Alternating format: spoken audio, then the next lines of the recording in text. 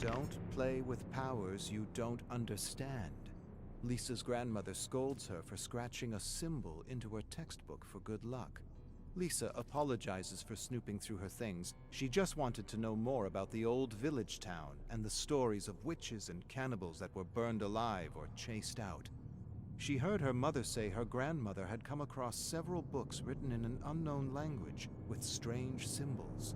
Her grandmother warns her to stay away from her books. You can attract great misfortune to yourself and others. Lisa wants to laugh but doesn't. She was just messing around and doesn't really believe in all this superstitious nonsense. No such thing as witches and cannibals, Gran. I was just hoping for a little luck on my algebra test. No harm, no foul. Her grandmother tells her the symbol she sketched was the very one she had used long ago to turn a cannibal into a gnarled, twisted swamp tree covered in putrid black ooze. It's so ridiculous, Lisa wants to burst out laughing, but she contains herself as she listens to her tale of cannibals and missing children. When her grandmother finishes her story, Lisa hugs her and kisses her soft, wrinkled forehead. Don't worry, Gran. I'm not going to turn into a swamp tree or be kidnapped by a bunch of cannibals. Lisa doesn't know if it's the symbols on her book or some kind of placebo effect, but her math scores are improving. Not as much as they should be, but still. She's passing, and passing is an improvement. Her friend Pam says it's all malarkey. There's no such thing as lucky symbols that can raise your grade. It's all smoke and mirrors, unfounded ancient superstition. Jokingly, Pam says she wants better marks too. She grabs Lisa's textbook and copies the symbol in her school agenda several times.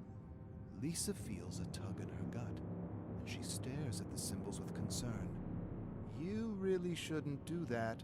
She yanks her textbook back from Pam. You shouldn't mess with powers you don't understand. Pam laughs. What's the problem, Lisa? If these things can help you pass math, they can help me pass English too.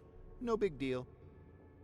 Pam begs for another symbol or charm to help her on a test she isn't ready for with a teacher she despises, a teacher she ridicules for being an overweight pill-popping bore. Lisa refuses to entertain the idea and tells her she's not allowed to look at her grandmother's secret book, let alone share its contents with strangers. Pam shrugs and proceeds to scratch a symbol on her arm with a toothpick. She asks if Lisa heard what happened to the woman near the school. Lisa shakes her head. Pam laughs as she draws blood with a toothpick. Dumbass walked into the street while reading and splat. Crushed by a truck. Come! She flicks the toothpick to the ground, grabs Lisa's wrist, and leads her to a road a few blocks from the school. Lisa covers her nose and can smell the fermenting human fluids in the cracks of the pavement. Pam points out bloodstains and clumps of hair in the road and makes jokes at the dead girl's expense. Lisa grabs her wrist angrily. You mustn't laugh at the dead. Pam yanks her wrist away. Stop being creepy, Lisa. It's not like she's still around to get offended. Besides, your symbols got me covered with all kinds of luck. Lisa stares at Pam's arm with concern and hopes the dead girl's spirit didn't take offense. Her grandmother says sometimes spirits linger, especially when they don't want to be dead. Last thing she needs is some dark force following her for the rest of her life. Pam's English teacher died of unknown causes, and Pam's dancing with joy, relieved she doesn't have to do his stupid test on some irrelevant dead author. I don't care what English teachers say. James is unreadable and confusing, a pseudo-intellectual who kept everything vague because he didn't actually know what the hell he was talking about. Lisa shrugs, disagrees, but doesn't want to get into it with her friend, her annoying friend. She likes his books, the way his style allows her to live in his character's head for a little while. She finds his novel about an artist to be a fun, formless, dreamlike stew with plenty of style and substance. But what does she know? She's only 16, and her English marks are below average. Pam hoots and hollers, and with a mischievous smile, she reveals a hand covered with ink-smudged symbols. Best luck in the world. No test, no lardass, no dead authors for the rest of the year. Thanks, Lisa.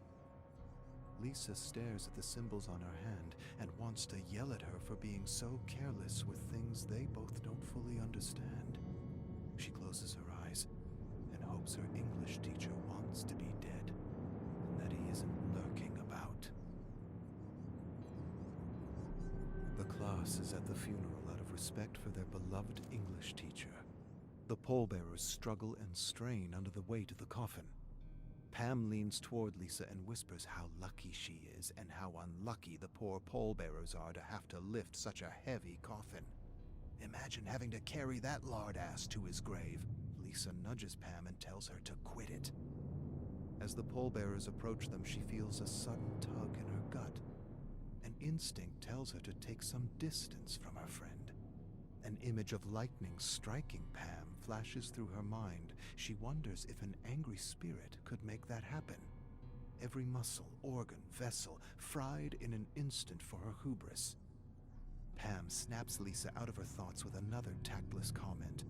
Lisa hears her grandmother's voice in her head, telling her that her friend has tempted fate by laughing at someone else's misfortune, for having laughed at the dead. She doesn't really believe in all her grandmother's superstitions, and yet she inches away from her friend, staring at the darkening clouds, waiting for lightning to strike Pam down.